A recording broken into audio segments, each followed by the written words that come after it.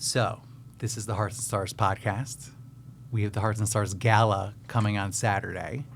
Not sure if you're aware, Ja Rule's performing. Okay, Ja Rule. We're in the heart of Miami Design District in Jungle Plaza. Someone you might know, UD, is going to be accepting our Shining Light Award. I know him a little bit. and we'll get into that. You guys do Thanksgiving together, right? Yeah. Awesome. The whole purpose of this podcast and you right now is to shed light on BBB. This is your foundation that you've created. Tell us, number one, I like Hearts and Stars because first it was a gala, and then we're like, we want to reach our audience and supporters on like a year-round basis. Okay. So how do we do that? By inviting these visionaries in here, right? Sharing their story. So that's where we're at. BBB Foundation. Yep. What does it mean? BAM Books Brotherhood. Like, where did you conceive that name? The foundation itself started behind my mom. I always wanted to do something for single parents. And it just became, what do I want this vision to be? Like I said, it started with my mom, but BAM Brooks and Brotherhood is kind of, for me, I got a lot of brothers in this industry, and they all, whenever I ask them, they all come help. And then obviously books are behind the education value of getting good grades, staying in school, understanding that nobody can ever take knowledge away from you. And then BAM is just, obviously, that's me. Yeah. True. My grandfather, they escaped the communist invasion in Prague, in Czechoslovakia. And he was a lawyer, and that's the one thing he said. He came to the States. They couldn't take his education, so he prevailed. Yeah, 100%. Family, my grandfather, like mom and dad, so important to me.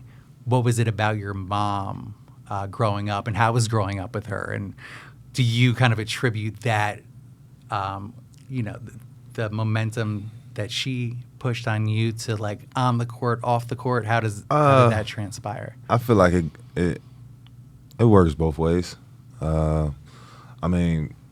Short story, me and my mom grew up in a single wide trailer. And it's always been us.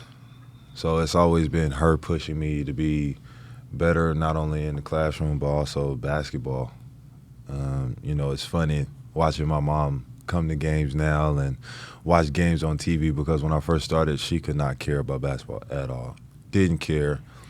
Didn't want anything to do with it. And then it kind of gave her, like me, an outlet, but it kind of gave her another way to connect with me. Yeah. Understanding the game of basketball, understanding, this is a profession that your son's in, and for her to, pick up the names, pick up the players. Like, it's sometimes I'll walk in and she's watching a random game on a Tuesday, like the Charlotte Hornets and the Wizards playing.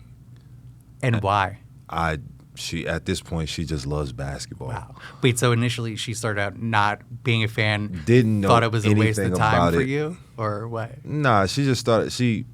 My mom always started with education.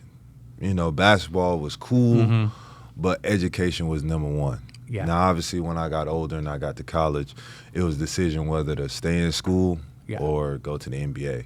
Yeah. And obviously, my mom's she's one of those Southern women where she really preaches education. So it was kind of a stressful situation for me to tell my mom I wasn't going back to school. Yeah. But at some point, I will go back and get my degree to make her happy. That's one thing she told me to promise her. So, I'll end up doing that at some point.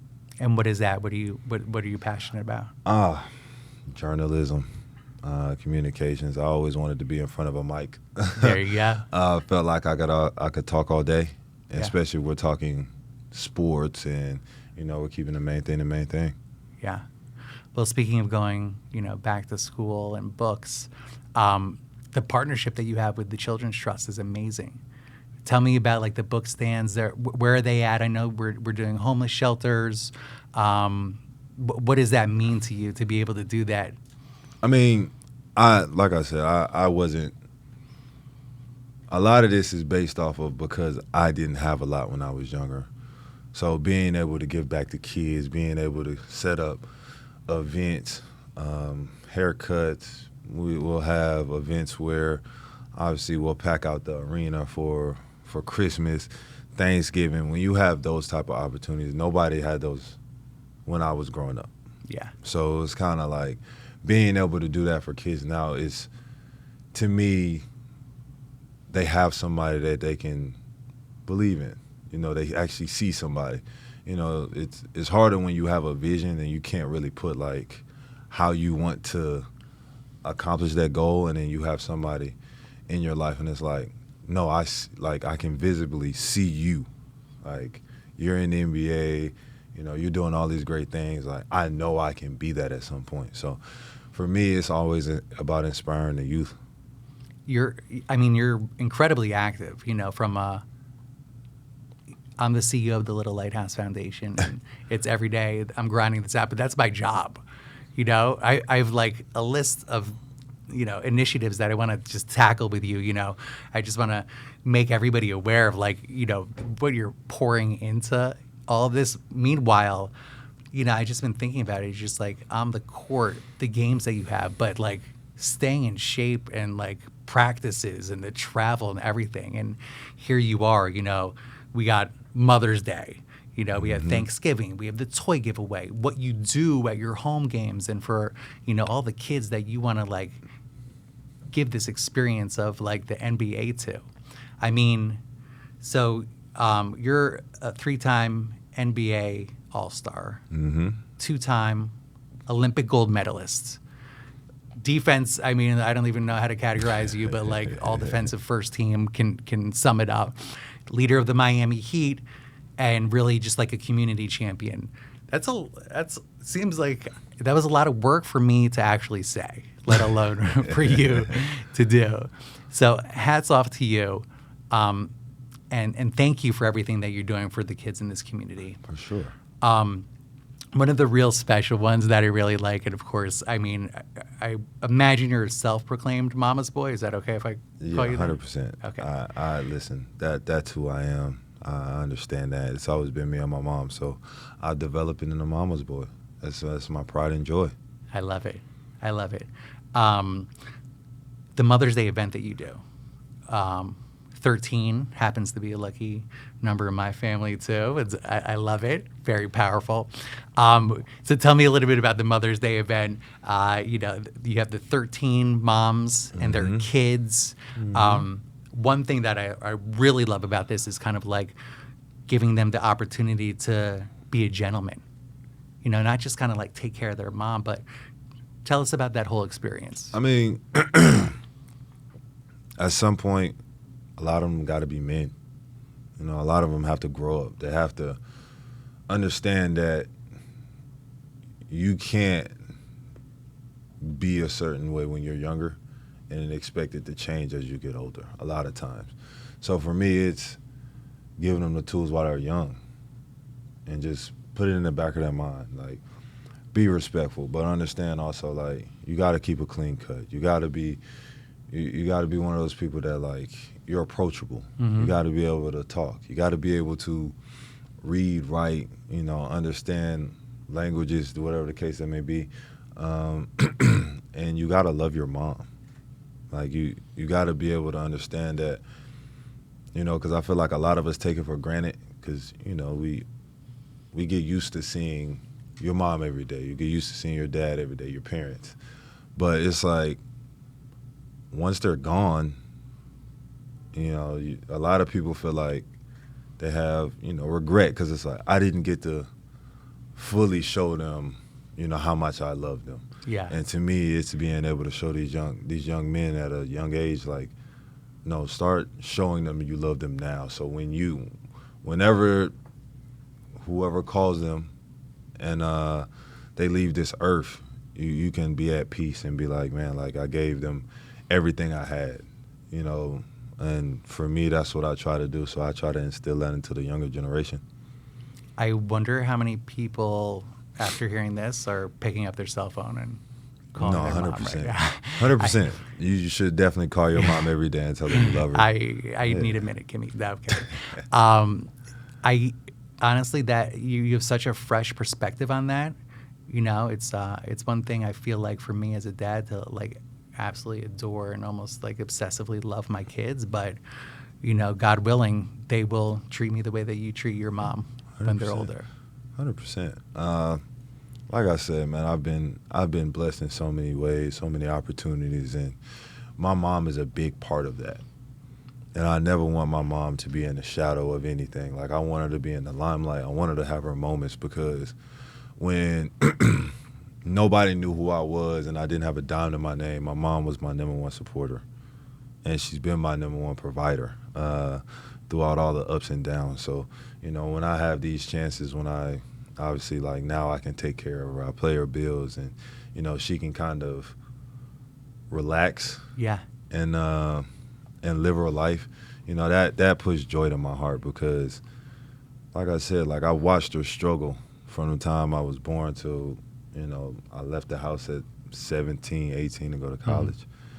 Mm-hmm. And, you know, when you see all that every day, and my mom never complained about it. Like, you know, I know it's a lot of days where she would come in and it was just like, it wasn't the best. You know, it wasn't the best days. But, you know, now just to see her walk around smiling, having joy, like, not deal with stress or debt mm-hmm. Or any of that, and, you know, she can be herself, that just puts me in a very peaceful place. You are the reliever of stress and debt for this Mother's Day, because it's 13 moms with their kids. They're getting spa services, and then their kids son is giving haircuts. them a $2,500 check. Yeah. And I've heard from, you know, reliable sources that these ladies are having a good time. As they should. Like I said, a lot of times we take it for granted for our parents. We take them for granted. As much as we, as kids, as much as we be like, man, they get on our nerves, as much as they try to teach us lessons without telling us what it really is, you know, as you get older, you start to respect the lessons that you got from your parents. And, you know, a lot of this is just making the younger generation understand that, you know, you're blessed to have a parent. You're blessed to have parents. You know, It's not, a lot of people don't have that when you know, they're born into this world, whatever might happen. But, you know, for me, it's just really highlighting the importance of, one, adults that really care about their kids and really put everything into that. And then two, for kids to realize, like, I'm thankful to have somebody that really cares about me. Yeah. What was the situation with you and your mom going to Nicholas Children's Hospital? There was a boy, right, who was undergoing like a knee surgery, uncovered cancer. Mm-hmm. You know, especially in a situation like that, we work a lot with Nicholas Children's Hospital. We have our activity hour program there, so volunteers come in and we see it firsthand. For you guys to go in there, uncover that. I mean, you both are like acting like a mom in that situation. The thing about it is it's a tough situation, because obviously, you know, a lot of good happens, but it's also the other side of that. And, you know, my mom is one of those people, now that she has the opportunity to help others, she wants to help others no matter what. So that initiative is really based on my mom, mm-hmm. Which is kind of funny. But it's one of those things where you walk in and you can change somebody's mood. Like, just being able to walk in, have a couple words, and you leave obviously inspired, but they leave, like, you know, willing to push themselves another day, another week. You know, you never know what's around that corner. That could be the one time you say something and it, like, it sticks with them and they'll just keep fighting. So, you know, that initiative is really, like, it's really hands-on, it's really personal, and I enjoy it because they get to see that I'm actually human. Yeah. Because a lot of times they see you on TV, they see you on magazines or on Instagram, but when they see you like face to face, Yeah. and you get to have that conversation. They get to have the conversation with my mom. A lot of people have heard my story, but to be able to hear the story from my mom's point of view, and it's an inspiring situation, because obviously when I go in there, I'm inspired because like I wake up every day and I get to shoot a basketball. Like that's my job. That's my quote unquote 9 to 5. You see a lot of those kids, they're walking in there to try to fight another day. So that just inspires me to, one, be thankful for the life that I have, and two, just it just puts it in a different point of view of me, man. Like I just when I see that, it's like, nah, I got motivated to keep fighting, whatever I'm going through, and it's vice versa. Do you, like, I can't believe how aware you are, just for you to say, you never know if it's like that one time where you say something, and of course coming from, a superhuman that's, fallen in front of their face, telling you, I'm pretty sure it'll resonate a little bit more with you, but just, just that awareness of you to understand that, like, yeah, people could be saying it to them and doctors, like, here and there, but it's like, just that one time it catches, that's very impressive. Yeah. I mean, like I said, it just puts it in perspective for me. Like, I don't I don't like to do, like, a lot of times I don't even like to have the cameras near us when we do foundation work. Yeah. Because I care that much that it's like, I don't care about it being documented. It's about helping the people at the end of the day. And I know I have to, Victoria. I get it. But there's a time and place, right? Yeah, time and place all the time. But yeah. For me, man, it's always been about helping others. Yeah. That's my main goal, and I feel like that's been one of my main goals in life. Yeah. Like a time and place, I feel and I hope that, like, by having you here, you sharing your story, more people are going to support, right? They know, the BAM on and off the court a little bit more. And from our standpoint, the Little Lighthouse Foundation and BBB Foundation, like, linking up to make a bigger impact. Mm-hmm. It's all, like, starting right here. Yeah.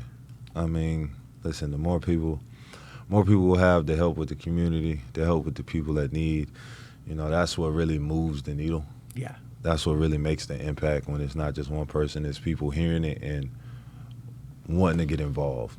They want to be a part of it.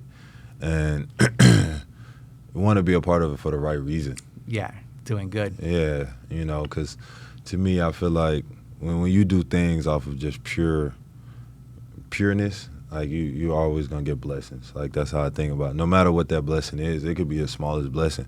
I thank God every day when I get to wake up in the morning. A lot of people don't get to do that. So that's how small, oriented, detailed it is for me when it comes to being appreciative of the life that you have.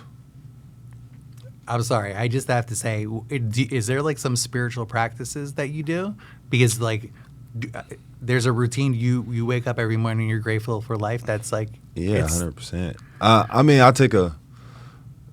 if I gotta get up at 9:30, I take a couple extra minutes just to, one, to really wake up, but two, to just be like, to realize the situation I'm in. Yeah. Like I said before, I play basketball for a living. Yeah. There's people out here working 9 to 5s trying to really figure out life. Mm-hmm. I'm just shooting a basketball. And I always put that in perspective, because it could be way worse. I could still be living in the situation I was living in when I was 15.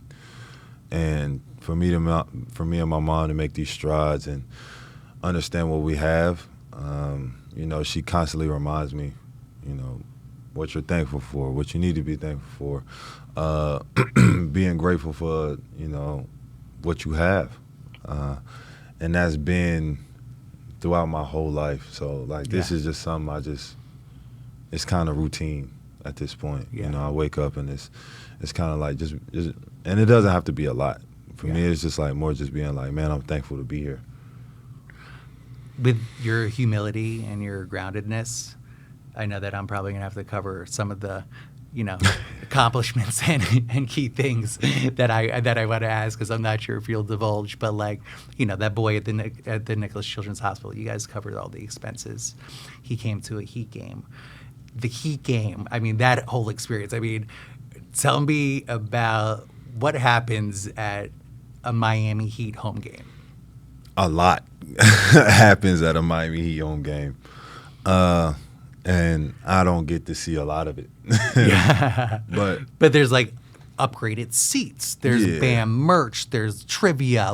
So with the foundation, my manager Kevin Graves, he'll go into the upper bowl, way up there where you see the jerseys at. With the I like to call them my true fans, because you got to be a true fan to be up there and come to every game. That's true.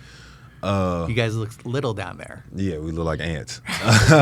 But if he'll see anybody with a BAM jersey, BAM shirt, that's the kind of the bait to get them to, hey man, you're a fan of BAM, and that's how the conversation starts, and then it unravels to, all right, well, whoever you with, y'all come down, y'all pick out anything in the Heat store. Yeah. Then it goes from that till you get upgraded seats. And to me, like I said, you just changed somebody's life. Yeah. All of probably 20, 30 minutes. And I can't do anything but say thank you to those who one, support me, but also, to me it feels good when somebody from all the way up there went there. It was like, man, that's probably their 10th home game being up there, and then the one time they put on a BAM jersey, they get to see in the lower bowl. Yeah. And get to really feel like they're a part of the game in a sense. So it's joyful for me. That's why I try to play every game possible. Yeah. Because you never know who comes down from the upper bowl to see you play. Yeah. Definitely a life-changing experience for them. And you sponsor some kids to go to games as well? Man, listen, the books in the BAM Books and Brotherhood is kind of the initiative for kids with great grades, who's been consistent throughout. Amazing. Honor roll and everything that they do. And we pick BAM starting 5, and we bring them to a game. They'll come see me in the back. We'll have a couple conversations, and then they'll go enjoy the game. But like I said, it's all because, one, they're really putting in the hard work. That the basketball game is the easy part. Yeah. That's the easy part, because you've done the hard part of really grinding and putting yourself through stress of trying to get straight A's, trying to get honor roll, wanting to have perfect attendance. And like I said, that's just the cherry on top.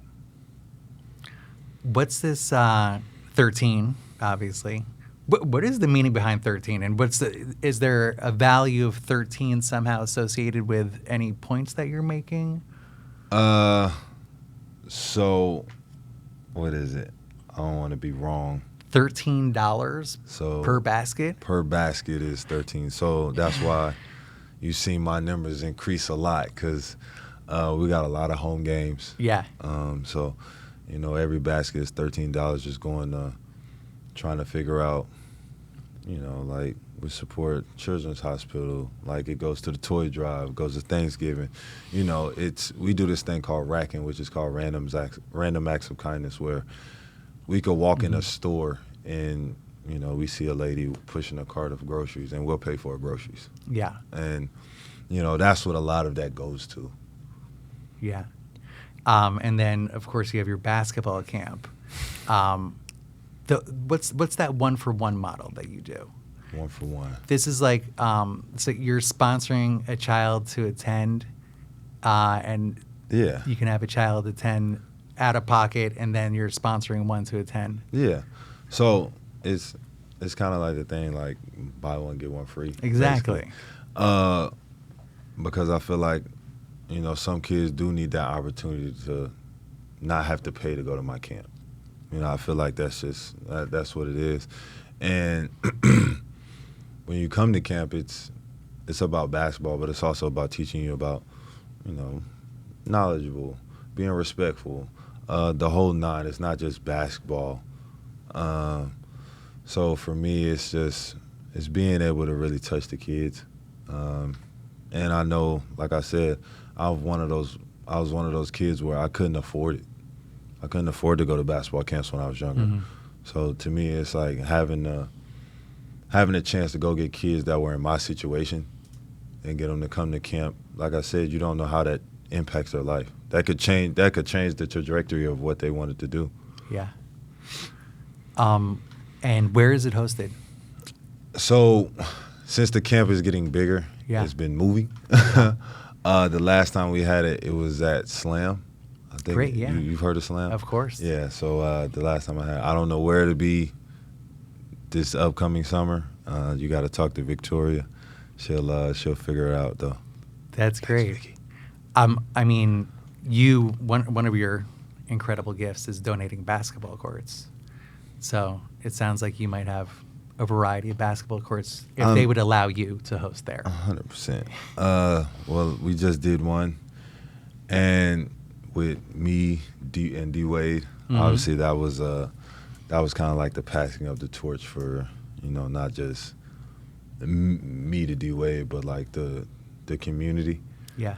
And it's just one of those things, man. Like I said, man, it's all about the kids at the end of the day. I love the fact that we can be able to do that. We can show them that, you can get a new court. You can have new things. It's people in this community that are really trying to uplift you. Yeah.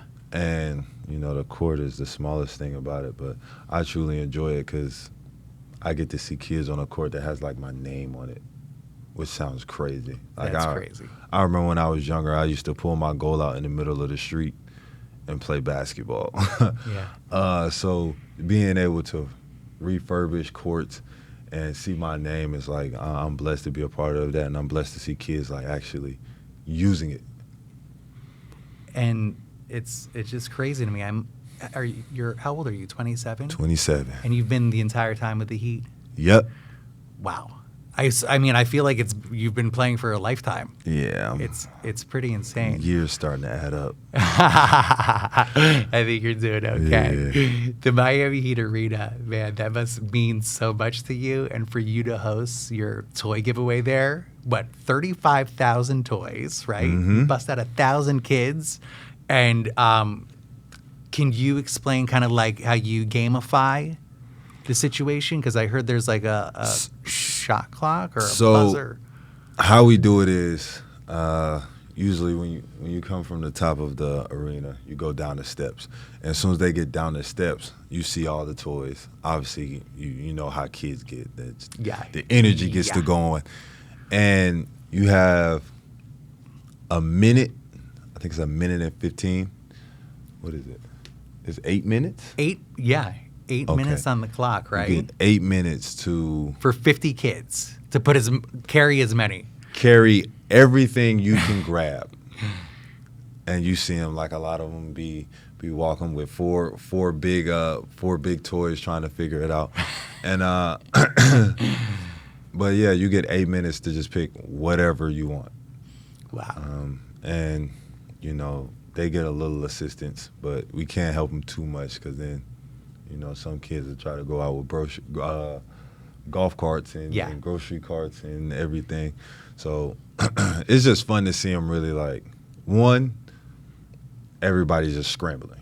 Mm-hmm. So it looks so chaotic when it's happening, the 8 minutes. But it's like when you see the smiles on these kids' faces, like when they go from one toy to another, and it's like, I've been trying to find this toy for the last 2 years, and like when you hear certain situations like that, man, it just warms your heart because, like I said, 8 minutes is not a lot of time when you're trying to get every toy you want to get. Yeah. So when you see them laughing and joking and getting to enjoy that time, because a lot of them we think is a small thing, but a lot of them probably weren't going to get nothing for Christmas.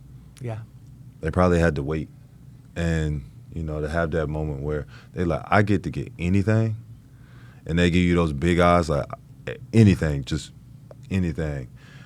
It just puts it in perspective for me that, like, man, like, I'm grateful to Yeah, that is your toys. I'm grateful to be here.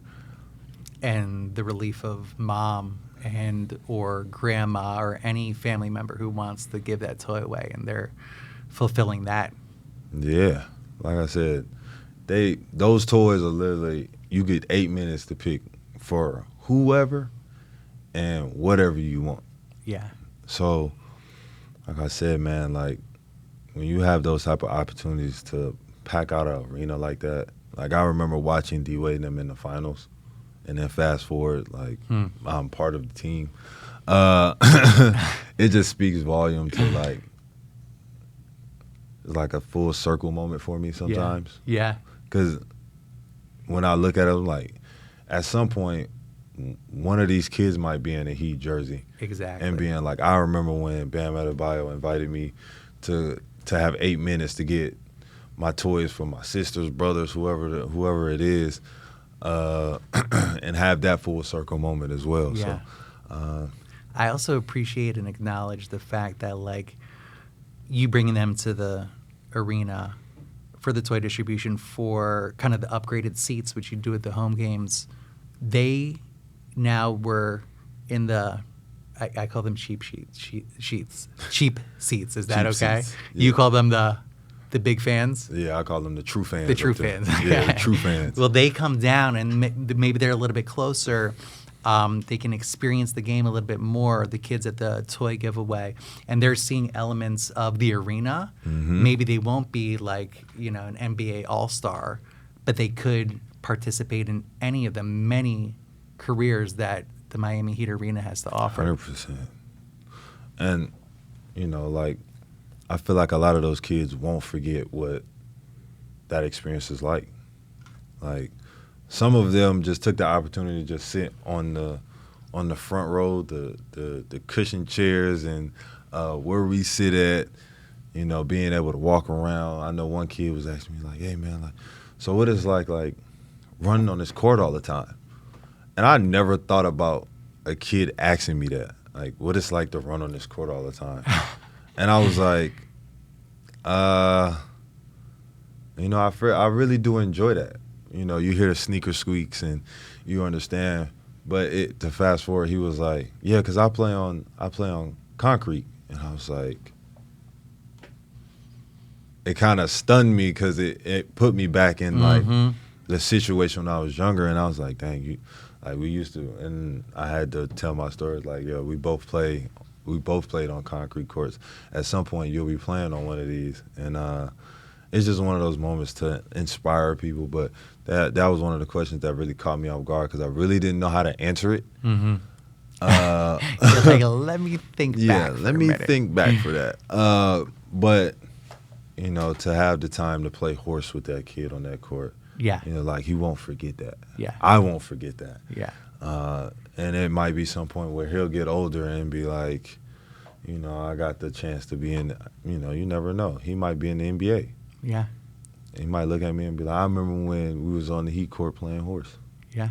And I'm gonna be old in the rocking chair by then. But, You spoke a lot about your teammates, D. Wade, UD, of course, the Little Lighthouse Foundation Shining Light Award recipient at Hearts and Stars Gala, and we're super pumped to recognize him.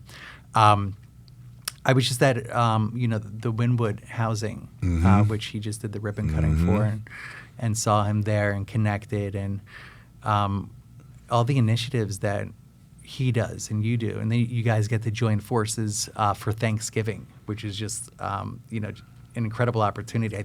You served 18,000 individuals. 18,000. Or 1,800. 1,800. To me, it's 18,000. Next year, 18,000. When you add the many of people that obviously helped, to me it's 18,000. Like that's how I look at it. But yeah, 1,800. Yeah, I mean, everything is like a positive ripple effect, right? And and the style that you guys do it, it's almost like a food pantry, right? Where they're able to select kind of their own foods everything. and like you kind of it's kind of like customize. I wouldn't say like a carousel line, but it's kind of like that where you pick what you want. Yeah. There's no there's no limit in a sense. Yeah. Quote unquote, there's no limit. You just kind of go through and just pick what you want, and you get a happy Thanksgiving from me and UD, and you keep it pushing. Yeah. That's an amazing way to spend a Thanksgiving. Again, if Little Lighthouse can help Sure. with volunteers, that's what we do. We volunteer. So we'd love to see how we can contribute passing For out sure. foods or helping them select their own customized menu. Thank you. Yeah, for sure. I loved how you talked about going back, because as we're closing out here, I feel like it's so important, like the message, right? Lots of messages sent out from you, Bam, today, and a lot that will be received. We have our Hearts and Stars workshop, and there's students that work on the podcast, and you have a passion for journalism that, it's something in that area could be what you go back to school for. What is your message to them? Ooh, what is my message to them? I would say, obviously, when you start to get the experience, really cherish it. That is my biggest thing. Like, really cherish the opportunity that you have when it comes to even, this podcast like this. Cherish those moments, and, because you never know who's listening at the end of the day.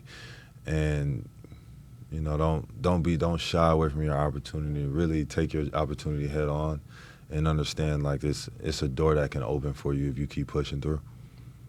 Amazing. And then lastly, at 4:00 today, we have this incredible Little Lighthouse Influencer Challenge. We're going to have 30 LLF influencers. They're volunteers. They're coming in right there, next door, in this, right there, the room next door. And we'll have 30 kids, and they're going to partner up, and we're going to do a fitness competition as part of the Little Lighthouse Foundation's Fit Club program. Now, I know you might be tied up. If you're able to dip in, of course, that would be amazing. Okay. But 30 kids, I'm going to walk in there. I'm going to say, Bam was on this podcast, and he wants to let all you guys know what? Bam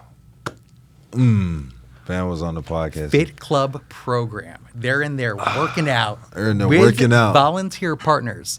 And that's the beauty of, like, what we do, It's these great role models that are coming in to work with them. And they're working together, and they're doing fitness. It's basically, as I'm talking, like, it's like teamwork, right? Yeah. So what is that teamwork? Ooh. And let me set you up like this. I told UD when I saw him at the ribbon cutting, I was like, when you were speaking, it reminded me of the time during COVID, we had our Do Good Feel Good Live Instagram Live, and UD came on, and he read a book on forest animals, and after that, mind you, it was amazing to see him read a book. He's like, I can't even tell you how much that reminded me of the Miami Heat players. And I was like, oh, wow. Like, that's an amazing comparison. I was like, UD, when you were thanking everybody for this housing, crazy. It reminded me of that time. So he kind of took what I was going to say. I was like, through the fitness, it's kind of like the Miami Heat. We all work out together. We all do this team. We all have team bonding, and it's a lot of it's always circled around, being in the gym, being active, working on yourself, working on your body, and so he kind of took my idea to what I would say to the kids. But it's okay, UD. Any message of congratulations for his Shining Light Award? I congratulate him too much. Okay. He gets enough congratulations from me, but obviously I still always do it. So congratulating to you, UD. You deserve it. As much as you think, like you're not around anymore, you're still a big part of this community. Yeah. And this is my final, I swear, because I could keep you here all day. In everything that you've accomplished, the Olympics, like, that's like just a crazy thing to even say, Yes. NBA All-Star, like, your defense awards, bringing the Heat to the finals twice. What kind of sticks out to you? And if it's not like a moment if it's like a collective thing, about this Miami Heat experience? About the Miami Heat experience, I would say the second Olympic gold medal, because I wasn't by myself. I actually had my coach with me. So Spo was a part of that journey, and it wasn't player coach at that time. It was more so two people fighting to really represent their country. Wow. And to me, that was a moment for me and Spo, because it kind of bonded us from not only Heat basketball, but this is like us representing our country, and you know, we're from different walks of life to have one goal in life. And then it just made it even more of a cherry on top, because D-Wade was commentating. Wow. So it's like you got that full circle of, you know, they call me the present, D-Wade the past, and then obviously the coach that got the opportunity to coach both of us. So it was kind of, for me, like, that was a special moment, because it bonded us and made us even closer. Wow. Yeah, definitely a full circle moment. Incredible. Well, thank you so much for many levels. I mean, representing our country, our city, that. 305. Yes, sir. I mean, we love you. There's so much adoration, and, you know, what you're doing off the court and making this huge impact with the kids is everything that, you know, the Little Lighthouse Foundation stands for and what we do every day. So BBB is, you know, it's our new partner, you know. For sure. We're teammates now. That's what I'm talking about. Yeah. Thank you so much. Appreciate it. We appreciate you.